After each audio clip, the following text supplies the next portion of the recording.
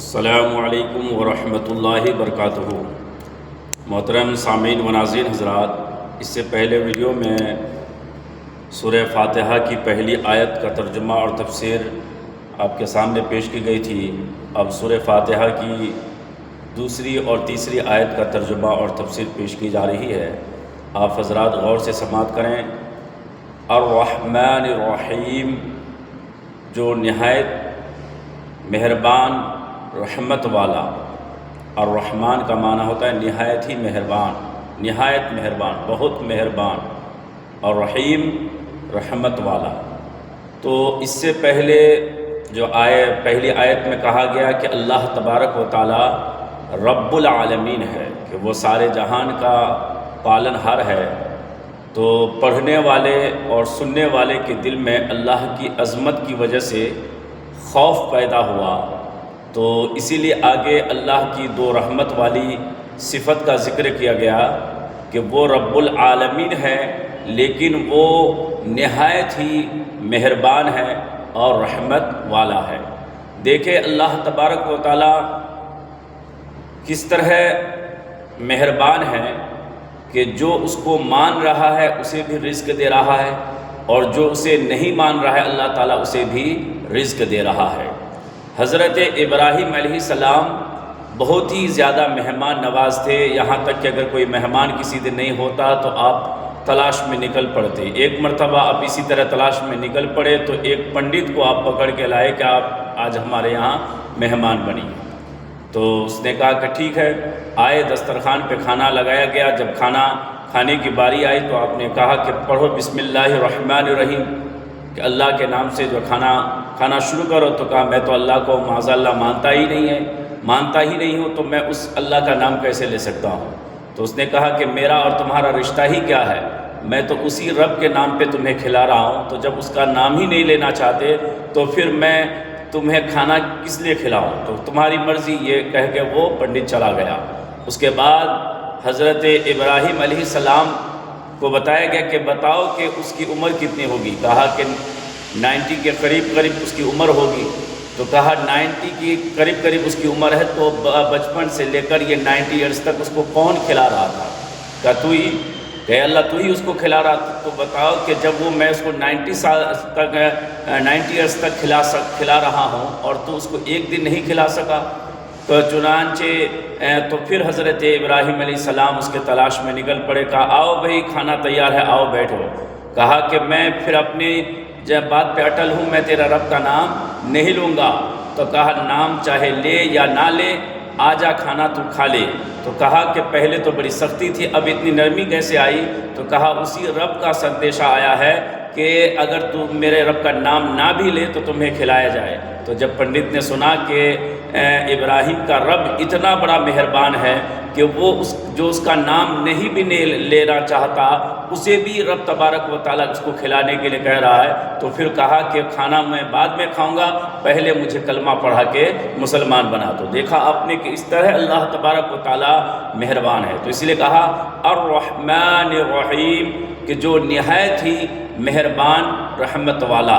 تو اللہ تبارک، بعض مفسرین نے کہا اللہ تعالیٰ دنیا میں رحمان ہے کہ جو اس کو مانتا ہے اس پر بھی وہ اس کی رحمت برستی ہے، وہ بھی اس کو بھی دے رہا ہے، جو اس کو نہیں مانتا ہے اس کو بھی اللہ تبارک و تعالیٰ بارش برسا رہا ہے ان کے گھر پہ، ان کے کھیتیوں میں، سورج کی روشنی پہنچا رہا ہے، چاند کی کرنیں۔ تو جو اس کو نہیں بھی مانتا اس کو بھی اللہ دنیا میں دے رہا ہے، اس کی رحمت سے اللہ کی رحمت سے حصہ مل رہا ہے۔ لیکن قیامت کے دن اللہ تبارک و تعالیٰ صرف رحیم ہوگا، یعنی کہ وہ جو اس کو دنیا میں ایک اللہ مانا، ایک رب مانا اور اس کی اطاعت میں اپنی زندگی گزارا، اسی کو اس کی رحمت سے حصہ ملے گا، اور جو اس کو اللہ اپنا رب نہیں مانا تو اس کو جہنم میں ڈھکیل دیا جائے گا۔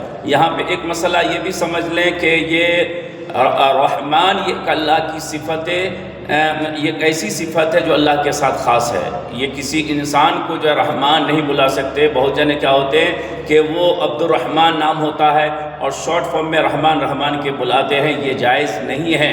یہ الرحمن اللہ کی صفت، اللہ کے ساتھ یہ خاص ہے کسی انسان کو رحمان نہیں بلا سکتے بلکہ پورا نام لے کے بلایا جائے عبد الرحمن۔ البتہ رحیم جو ہے اگر کسی کا نام اگر عبد الرحیم ہے تو رحیم کر کے بلایا جا سکتا ہے۔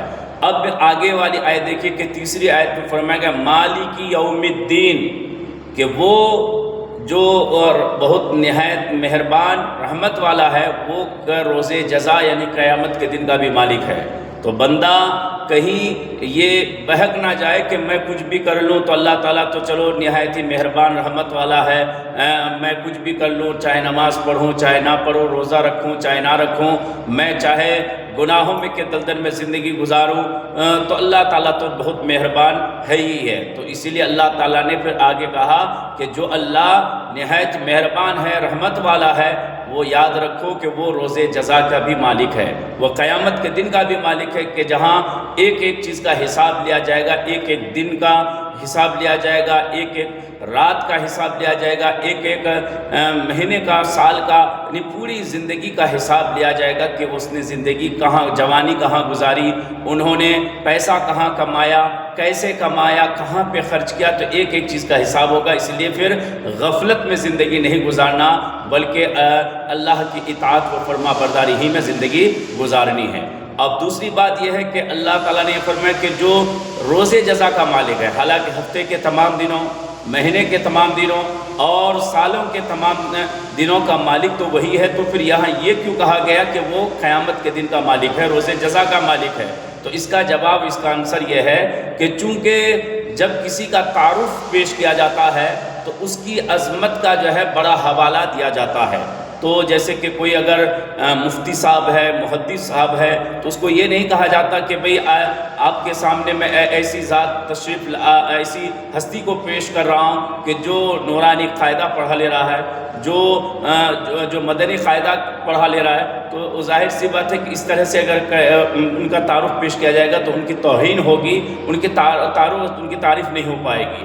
تو یہاں چونکہ مقام تعارف ہے، اسی لیے جو یہ بے شک اللہ ہر ہفتے کے ہر دن، مہینے کے تمام دن، سال کے تمام دن کا مالک اللہ ہی ہے، لیکن یہاں یہ کہا گیا چونکہ مقام تعارف ہے، اور مقام تعارف میں اس کی عظمت کا جو بڑا حوالہ پیش کیا جاتا ہے، تو اسی لیے قیامت کا دن چونکہ بہت بڑا دن ہے، 50,000 سال کا دن ہے، وہاں نفسی کا عالم ہوگا، تو اسی لیے یہاں مقام تعارف کے حساب سے یہاں روز جزا کا مالک کہا گیا کہ وہ اللہ جو سارے جہان کا رب ہے، جو نہایت مہربان رحمت والا ہے، وہ روز جزا کا بھی مالک ہے، قیامت کا دن کا بھی مالک ہے۔ اسی وجہ سے کہا جاتا ہے کہ اگر کوئی انسان یہ کہے کہ میں خنزیر کے رب کی قسم کھا کے کہتا ہوں، یا غلاظت پیدا کرنے والے کا رب کی قسم کھا کے کہتا ہوں، تو وہ دائرہ اسلام سے خارج ہو جائے گا۔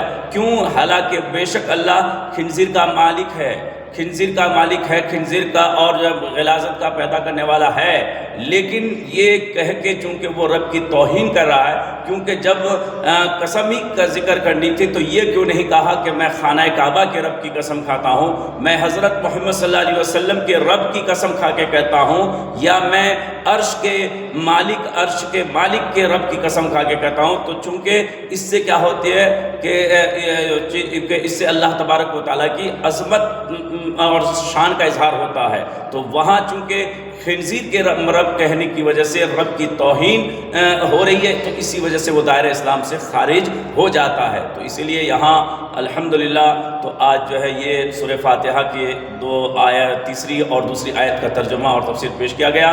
تو اسی طرح آپ حضرات ہمارے چینل سے جڑے رہے، پھر نیکسٹ مرتبہ جو ہے قرآن سورہ فاتحہ کی اگلی آیت کا ترجمہ اور تفسیر بہت جلد آپ کے سامنے پیش کیا جائے گا۔ السلام علیکم ورحمۃ اللہ وبرکاتہ۔